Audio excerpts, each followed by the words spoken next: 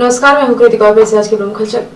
18 फरवरी को सीधी जिले के अंतर्गत आने वाले अचल संपत्ति के बाजार मूल्य निर्धारण के लिए गाइडलाइन वर्ष 2022-23 के अंतर्गत जिला मूल्यांकन समिति की बैठक कलेक्ट्रेट सभाकक्ष में संपन्न हुई।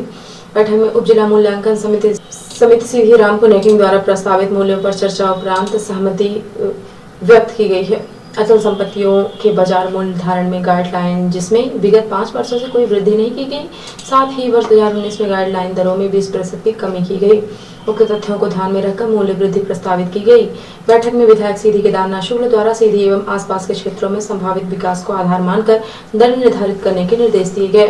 कलेक्टर मुजीबुर रहमान खान द्वारा दरों में यथार्थता को ध्यान में रखने के निर्देश दिए गए। समिति के अन्य सदस्यों द्वारा भी अपने अपने सुझाव बैठक में रखे गए। बैठक में उप जिला मूल्यांकन समिति द्वारा दिए गए प्रस्ताव को जिला मूल्यांकन समिति द्वारा अनुमोदित किया गया।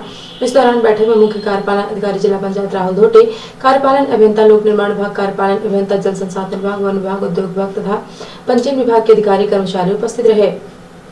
सुझाव आमंत्रित अंतिम प्रस्तावों के अवलोकन जिला पंजीयक सीधी या उप पंजीयक कार्यालय सीधी में किया जा सकता है तथा फरवरी 2022 तक सुझाव आदि प्रेषित किए जा सकते हैं। महानिरीक्षक पंचायत एवं अधीक्षक मुद्रा मध्य प्रदेश भोपाल के निर्देशानुसार सीधी जिले में वित्तीय वर्ष 2021-22 की अंतिम तिमाही में राजस्व की आय की दृष्टि से एवं प्रदेश के जन सामान्य को दस्तावेजों के पंजीयन कार्य को अधिक सुविधा देने एवं शासन के राजस्व को दृष्टिगत रखते हुए दिनांक 29/1/2022 से 31/3/2022 तक की अवधि में सार्वजनिक अवकाश प्रत्येक शनिवार रविवार सहित दिवसों होली अवकाश एवं जिन जिलों रंग पंचमी का स्थानीय अवकाश घोषित है को छोड़कर में समस्त जिला पंजीयक, उप पंजीयक कार्यालय, पंजीयक एवं शासकीय कार्य के लिए खुले रहेंगे। सीधी शहर के थोक फल सब्जी विक्रेता पड़रा की नई थोक सब्जी फल मंडी की समस्याओं से जूझ रहे हैं। उन्होंने अपनी समस्या को जिले के शासन प्रशासन से कई बार उठाया, लेकिन जिले का प्रशासन आश्वासन तो दे रहा है, लेकिन उनकी समस्याओं को दूर करने का कोई प्रयास नहीं कर रहा है। नहीं तो फल सब्जी मंडी में आए दिन व्यापारियों के साथ नशेड़ियों द्वारा अभद्र व्यवहार और मारपीट की घटनाएं घटित की जाती हैं, जिसकी सुनवाई भी नहीं होती। इन सब समस्याओं को लेकर 18 फरवरी को जिला व्यापारी संघ के अध्यक्ष लालचंद गुप्ता की अगुवाई में थोक फल सब्जी मंडी विक्रेताओं का एक बड़ा प्रतिनिधिमंडल जिले के कलेक्टर से मिला और उन्हें अपनी समस्याओं का ज्ञापन सौंपकर नवीन मंडी की व्यवस्थाओं में सुधार करने और सुरक्षा व्यवस्था की मांग की, जिस पर कलेक्टर ने ध्यान देने की बात तो कही, लेकिन कलेक्टर की बातों से थोक फल सब्जी व्यापारी संतुष्ट नजर नहीं आए। एनटीवी इंडिया न्यूज ने जब उनसे उनकी समस्याएं जाननी चाहिए तो उन्होंने बताया कि उन्होंने कई बार जिले के प्रशासन को अपनी समस्याओं से अवगत कराया, लेकिन प्रशासन कोई ठोस कदम नहीं उठा रहा है, जिसकी वजह से अब वह मजबूर है कि वह अपना व्यवसाय बंद कर दे, जिससे लोगों को उनकी समस्याओं का एहसास हो। 2 साल से लगातार ये थोक सब्जी वाले परेशान हैं। कोरोना काल से लेकर जब माननीय चौधरी साहब ये थे कलेक्टर, तब भी हम लोगों ने ज्ञापन दिया था कि कहीं आप व्यवस्था कर दीजिए, तो बोले हाँ कर रहे हैं, तैयारी कर रहे हैं, ज़मीन देख रहे हैं। मैंने कुछ ज़मीनें भी बताई, उन्होंने कहा तैयारी कर रहे हैं, कुछ नहीं हुआ। अभी यहाँ से जब कॉलेज प्रशासन ने ज्ञापन दिया कि हमारा ग्राउंड खाली कराओ, तो अब इन्होंने उठा के वहाँ से दे दिया जहाँ 1 एकड़ से कम भी ज़मीन है। मैंने कहा भविष्य के लिए मंडी ठीक नहीं रहेगी। भविष्य को अगर देखते हैं तो मंडी के लिए कम से कम तो उसे 3 एकड़ ज़मीन चाहिए, कम से कम 3 एकड़। उन्होंने कहा ठीक है, हम व्यवस्था कर रहे हैं। ये कलेक्टर साहब आए, इनको भी तीसरी बार हम ज्ञापन दे रहे हैं। लगातार हम कह रहे हैं वहाँ असामाजिक तत्व इकट्ठा होते हैं, वहाँ गुमतियाँ लगी हैं और कुछ इधर उधर लेके वहाँ सब इकट्ठा होंगे, वहाँ सब गांजा और ये सब वहाँ बिकता है, तो डेली वहाँ कुछ न कुछ विवाद की स्थिति रहती है। कल हमने एक लड़का जो विवाद कर रहा था उसको हमने पुलिस को कहा कि भाई विवाद है, मारने होने की तैयारी, 8-10 लोग आए। फिर मैं यहाँ से गया मंडी, हमने कहा कौन है भाई, कैसा है, तो कल भी उस लड़के को मैंने बैठवाया। अब बिना कुछ किए पुलिस ने उनको छोड़ दिया कि जाओ। मैंने पूछा कि भाई आपने कैसे छोड़ दिया, आप हमसे कहते तो FIR लोग करवाते, और आपने बैठाया और बैठाने के बाद छोड़ दिया। ये कोई हमारे बात समझ में नहीं आई, और डेली यहाँ इनको परेशानी का सामना करना पड़ता है। कोई वहाँ व्यवस्था नहीं है, न वहाँ ग्राउंड में सिंचाई है, एकदम से धूल है, और खुले आसमान के नीचे इनको रख दिया गया है।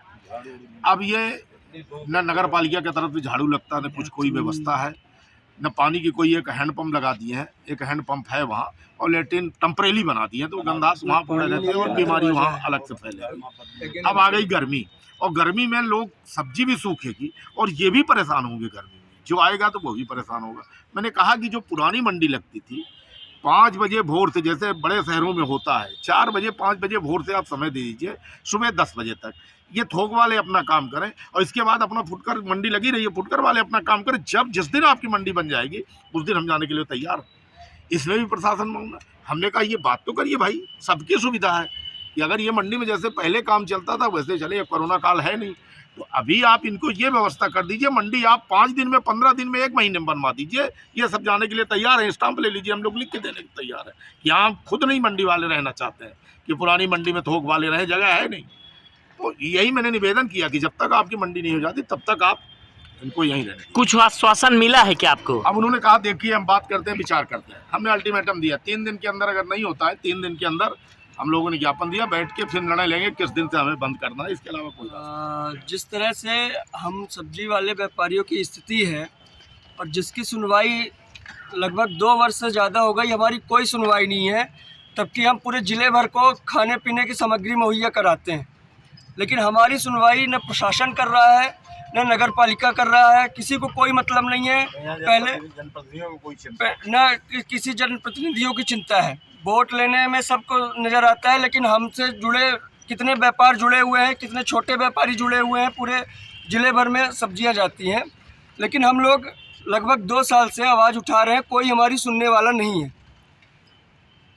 इसके पहले मंडी हटाई गई, छत्रसाल स्टेडियम में भेजा गया, फिर अस्पताल चौराहे की पार्किंग में भेजा गया, फिर उसके बाद संजय गांधी कॉलेज में भेजा गया। 1.5 साल वहाँ पे पड़े रहे, कोई नहीं सुनने वाला। धूप, कड़ी धूप, धूल, बरसात में इतना कीचड़ हो जाता था, वहाँ पे कोई नहीं, ठंड में आदमी पड़ा है।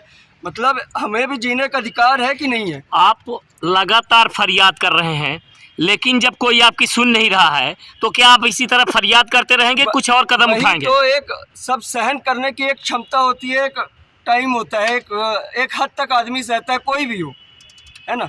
अगर उनको ये लगता है कि एक सिर्फ सब्जी वाले हैं और इनसे कुछ नहीं होना, इनको फेंके रहो, तो ये प्रशासन की भूल है। मैं आगाह कराना चाह रहा हूँ, क्योंकि अब हमारी सहन शक्ति ख़त्म हो रही है। 2 साल से हम भटक रहे हैं इधर से उधर, हमारी कोई सुनने वाला नहीं है। क्या करेंगे आप? हम पूरे सीधी ज़िले में सब्जी फल का व्यापार बंद करेंगे, ठप करेंगे। हम बैठ जाएंगे, जितने दिन तक हमारे घर में जो पैसा बचत में होगा उसके खाएंगे पिएंगे, जब नहीं होगा उसके बाद विचार करेंगे, लेकिन हम लोग सब्जी का व्यापार बंद करेंगे बहुत जल्दी। प्रशासन जितनी भ्रष्ट हो चुकी है उतना शायद ही कभी नहीं थी। सब्जी व्यापारी को क्या मानते हैं, एक गली का सब्जी बेचने वाला? सब्जी व्यापारी एक गली का सब्जी बेचने वाला नहीं होता, सबका पेट पालने वाला होता है। आप सीधी में देखिए, करोड़ों रुपए लागत लगा के नया बस स्टैंड बनाया जाता है। पुराना बस स्टैंड रहता है तो भी नया लागत पे बनाया जाता है, अच्छा एक बस स्टैंड बनता है। एक बस खड़ी करने के लिए एक आप जमीन बना के उनकी व्यवस्था देते हैं, जो पेट पाल रहा है उसके लिए कोई व्यवस्था नहीं।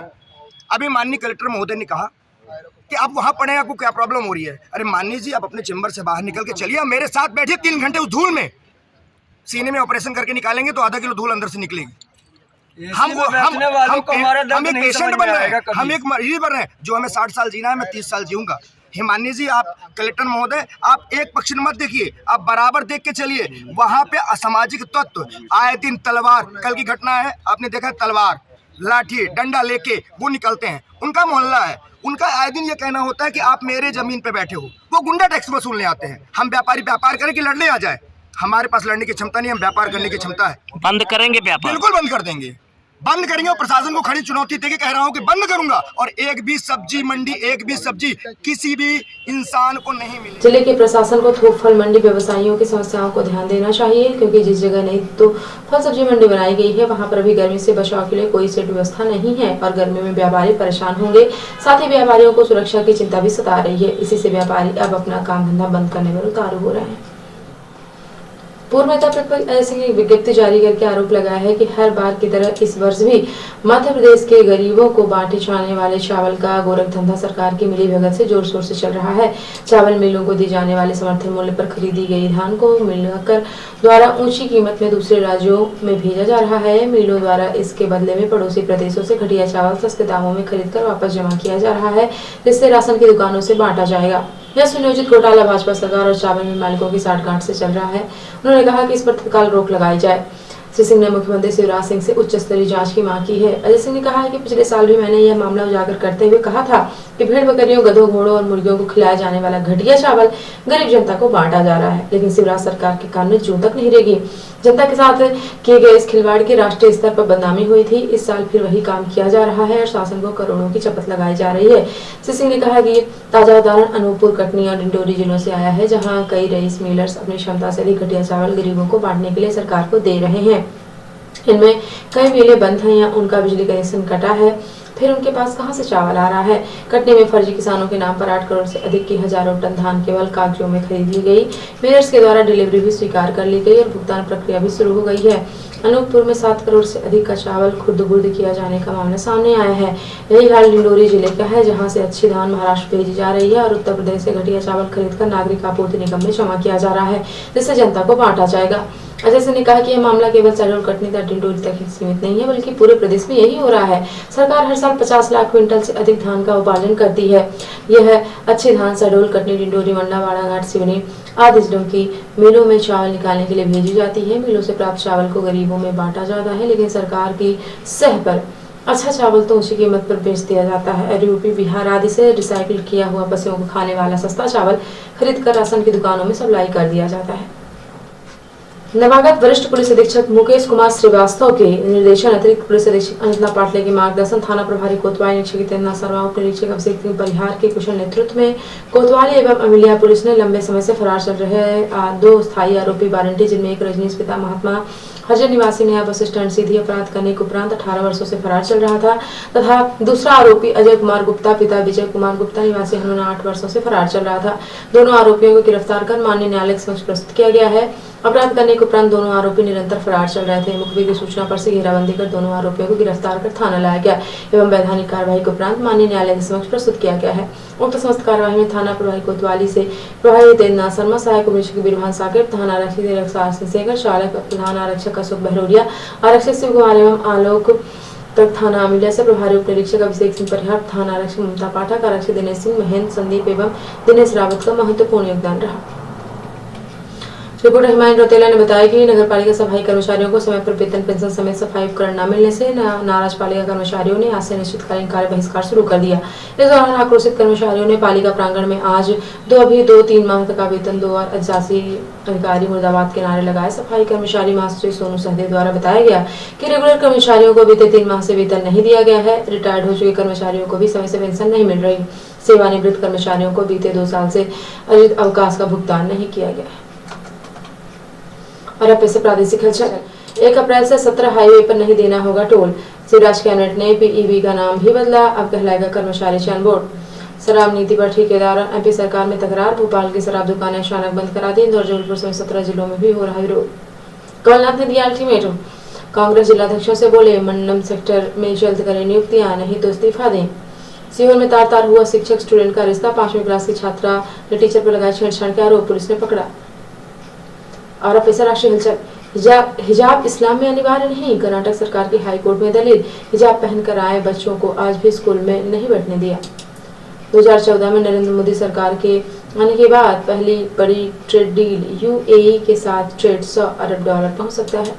अहमदाबाद ब्लास्ट के 49 दोषियों में से 38 को फांसी, 11 आखिरी सांस तक सलाखों के पीछे कैद में रहेंगे।